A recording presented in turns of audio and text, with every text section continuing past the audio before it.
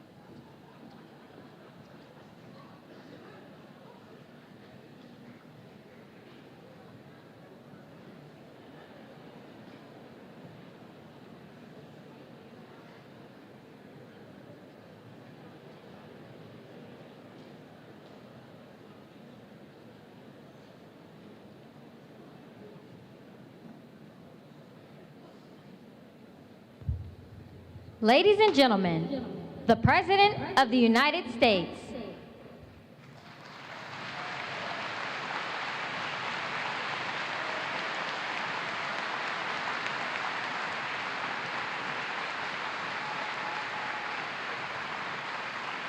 Good afternoon, everyone. Thank you, thank you, thank you. Friends, partners, Speaker Pelosi, members of Congress who've traveled here to represent the United States, and fellow leaders. It's an honor to once again participate in this critical summit. And I'd like to thank our host, President Sisi, for bringing us together at this pivotal moment. Thank you, Mr. President.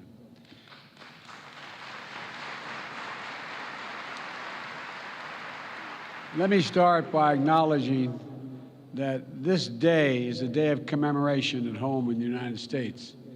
It's Veterans Day. America's veterans and their families, survivors and caregivers, are the very spine and soul of the United States. And on this special day, on every day, I honor all of those who sacrificed for our nation like my son.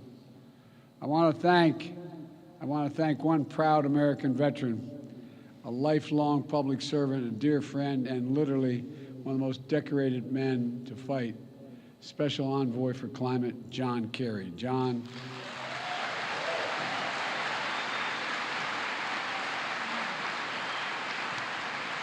your commitment, your passion, your diplomatic expertise have been absolutely critical to delivering incredible progress on climate issues over the past 2 years.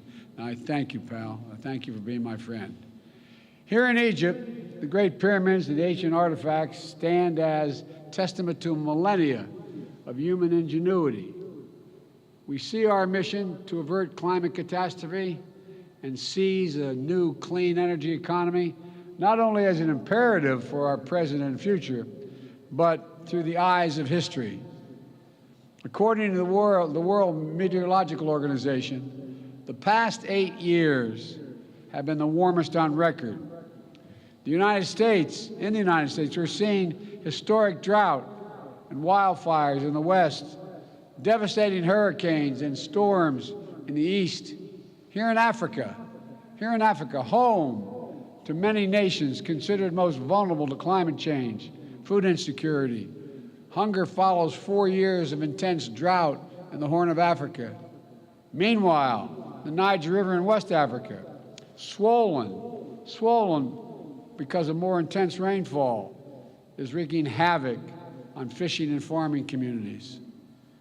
In Nigeria, flooding has recently killed 600 people. 1.3 million more are displaced. Seasonal livestock migration routes have been used for hundreds of years, are being altered, increasing the risk of conflict between herders and local farming communities. The climate crisis is about human security, economic security, environmental security, national security, and the very life of the planet. So today, I'd like to share with you how the United States is meeting the climate crisis with urgency and with determination to ensure a cleaner, safer, and healthier planet for all of us.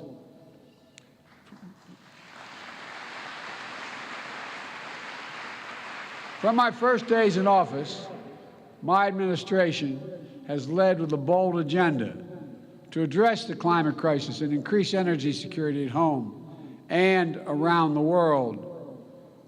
We immediately rejoined the Paris Agreement. We convened major climate summits and reestablished.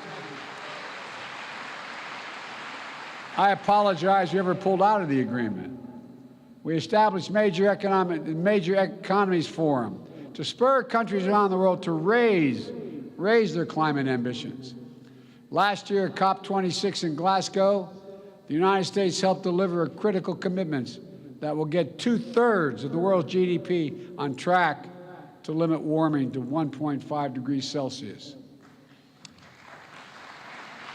Over the past 2 years, the United States has delivered unprecedented progress at home.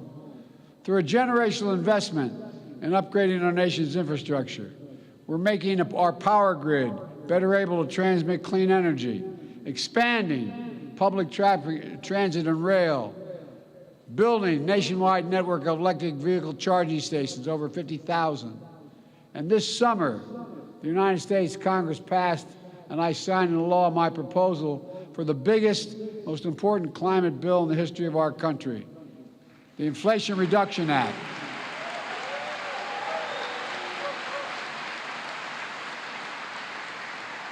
It includes less than I asked for, but a significant amount, $368 billion to support clean electricity,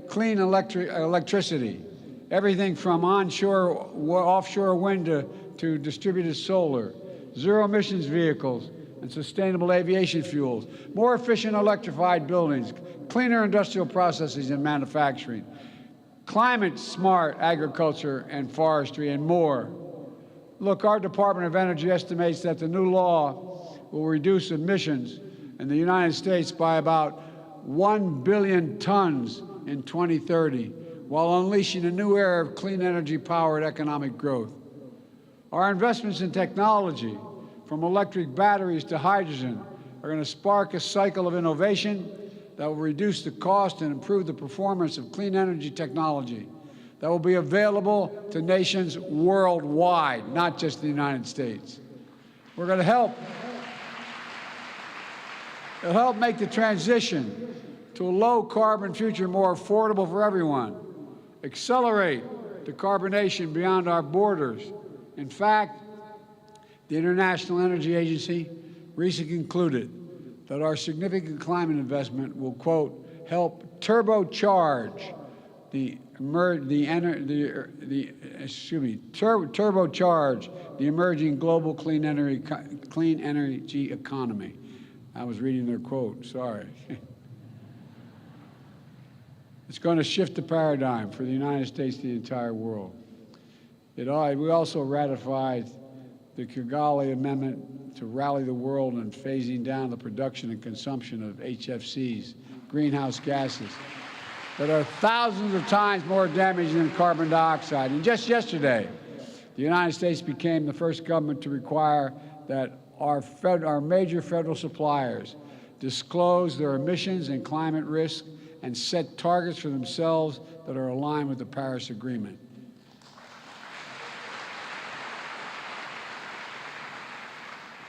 As the world's largest customer, with more than $650 billion in spending last year, the United States government is putting our money where our mouth is to strengthen accountability for climate risk and resilience.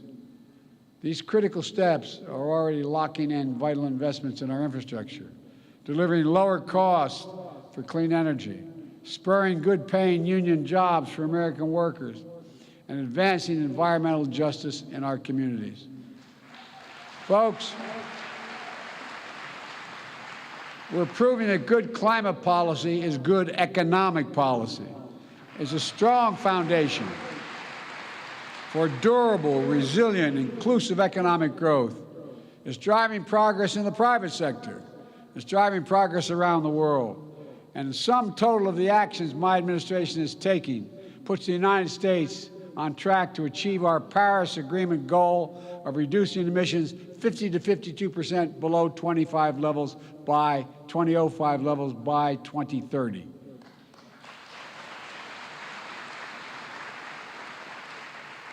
Let me just take a moment to emphasize how meaningful it is that I can say that.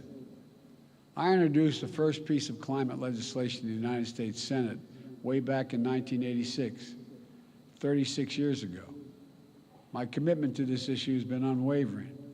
Today, finally, thanks to the actions we've taken, I can stand here as President of the United States of America and say with confidence, the United States of America will meet our emissions targets by 2030.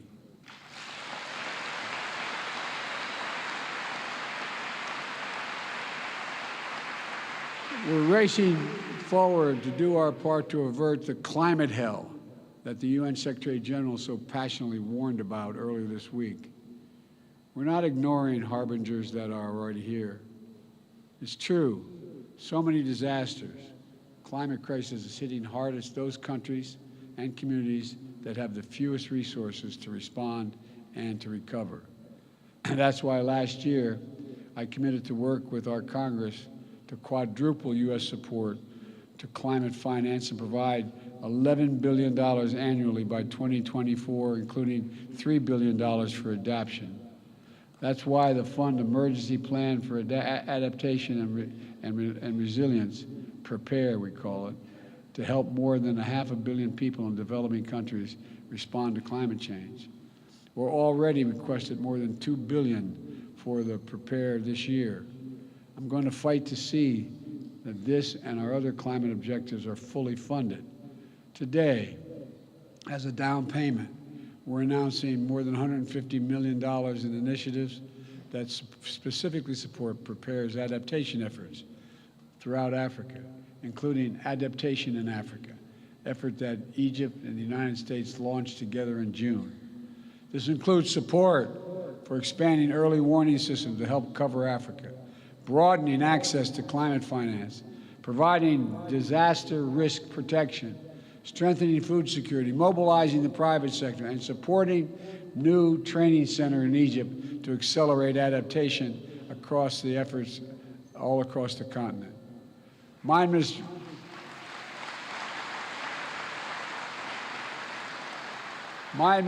has also made the United States the first ever contributor to the Adaptation Fund last year, and this year we're doubling our pledge to bringing our total commitment to $100 million. We're also making sure that every dollar we deliver goes as far as possible, unlocking larger pools of finance and the trillions in private investment we know that will be needed. Folks, we're also supporting the Global Shield, a G7 initiative to better protect vulnerable countries everywhere from climate-related losses and quickly respond to climate-related damages. And the G7-led Partnership for Global Infrastructure and Investment is working to meet the critical infrastructure needs in low and middle-income countries with specific focus on climate. The project we're facilitating is built on transparency, partnership, the protections for workers and the environment. One of the many projects already underway is a partnership between American firms and the government of Angola to invest $2 billion building new solar projects in Angola. And everywhere, like everywhere in the world, climate adaptation in Africa is working toward energy transmission that's just, means creating good jobs, spurring inclusive economic growth, and leaving no one behind as we implement the Sustainable Development Goals. Folks, now I know this has been a difficult few years. The interconnected challenges we face can feel all-consuming.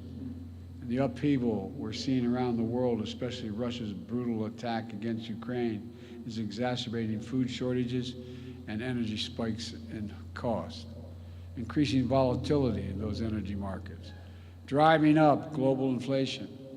Against this backdrop, it's more urgent than ever that we double down on our climate commitments.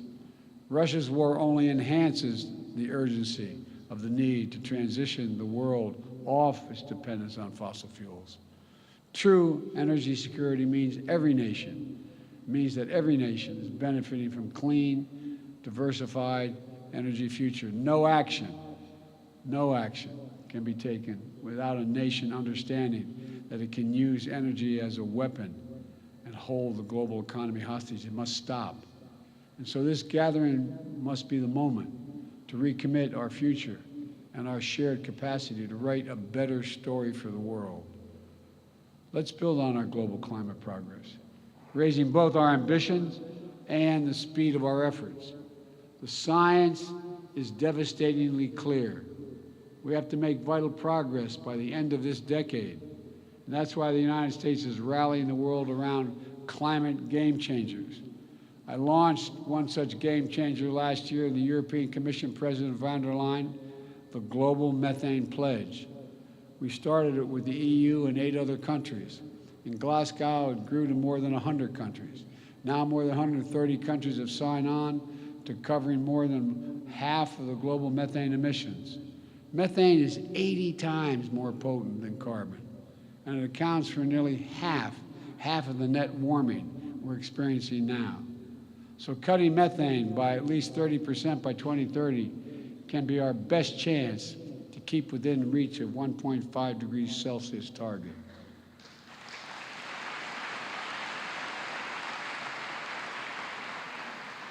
Today, we're releasing an updated Methane Emissions Reduction Act plan, which lays out how the United States is meeting the pledge. We're investing more than $20 billion in domestic methane mitigation to do things like cap orphan wells, leaking methane, improving industrial equipment in the oil and gas sectors to reduce emissions. It also lays out strong regulatory actions, including a new proposal from our Environmental Protection Agency to strengthen standards on methane across sectors, especially from super emitters, to make sure it's not released into communities impacting on public health. All told, these steps will reduce U.S. methane emissions from covered sources by 87% below the levels of 2005 by 2030. Folks, another game changer is conserving our natural environment, whether it's the Congo Basin's forests and peatlands here in Africa, or the Amazon Basin in South America, or forest, wetlands, grasslands in the United States. Preserving nature is one of the most impactful climate solutions we have. Some that indigenous people communities have known and been the stewards of these efforts for a long time and generations. They've known it. Here at COP27, we are co-chairing Forest and Climate Partnership to deliver real rapid strides to halt deforestation. The best part is we don't have to develop any new technologies. We just have to make clear forests are more valuable when they're preserved than when they're destroyed. It's that basic.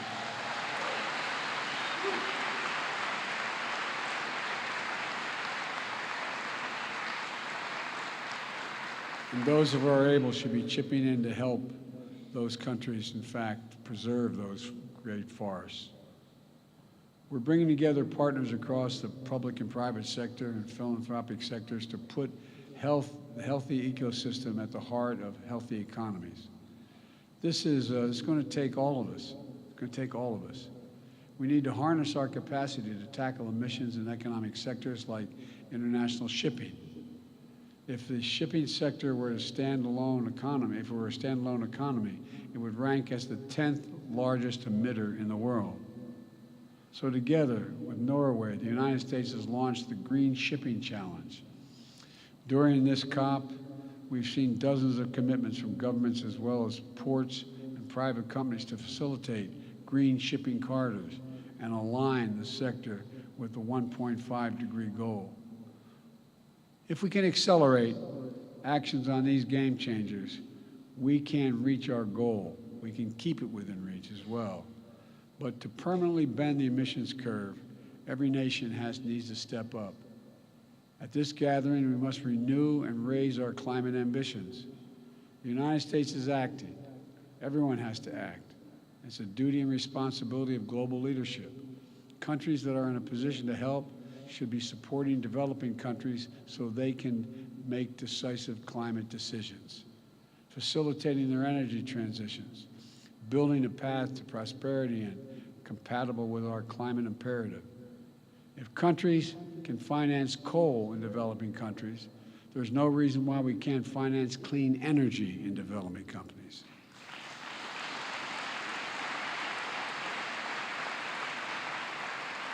I'm pleased to announce today, alongside the European Union and Germany, a $500 million package to finance and facilitate Egypt's transition to clean energy.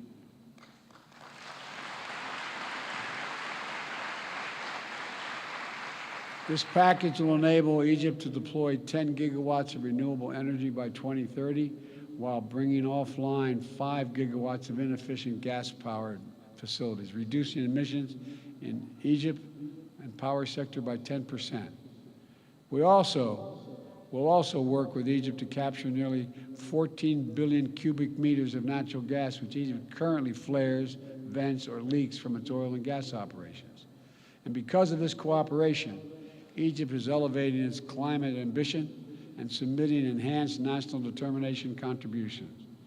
If we're going to win this fight, every major emitter nation needs to align with the 1.5 degrees. We can no longer plead ignorance to the consequences of our actions or continue to repeat our mistakes. Everyone has to keep accelerating our efforts throughout this decisive decade. My friends, I came to the presidency determined to make the transformational changes that are needed, that America needs to make, and we have to do for the rest of the world, to overcome decades of opposition and obstacles of progress in this issue alone, to reestablish the United States as a trustworthy, committed global leader on climate. As I stand here before you, we've taken enormous strides to achieve that. But I don't stand here alone. This progress is being driven by young people all across America. Like young people around the world, they feel the urgency of climate. They feel it deeply. They're committed to these issues. They know the stakes, and that's their world we're creating. This is not to stand by and allow us to fail in this responsibility. We can't. That's why as I look out of all the things that we've accomplished, but so much more to do, I'm optimistic. For all the work that remains to be done, we have to put down significant markers of progress. The United States has taken enduring steps to meet our goals. We're delivering on our promise of leadership, and more of the world is standing with us. Though determined diplomacy is necessary, we're finding consensus, building understanding, and launching new approaches. And the inspiring passion of young people, civil society, climate activists, indigenous communities is literally galvanizing the world. Yes, the challenges we face are great, but our capacity is greater than the challenges. We must never doubt that. So let's reach out and take the future in our hands and make the world we wish to see and that we know we need. A planet preserved for generations to come. An economy powered by clean, diversified, secure energy sources. Opportunities unlocked through innovation and cooperation to deliver equitable, more prosperous, more stable, and more just world for our children. That's why we're here. That is what we're working toward. And we can do it together, I am confident. Thank you, thank you, thank you, and may God bless you all.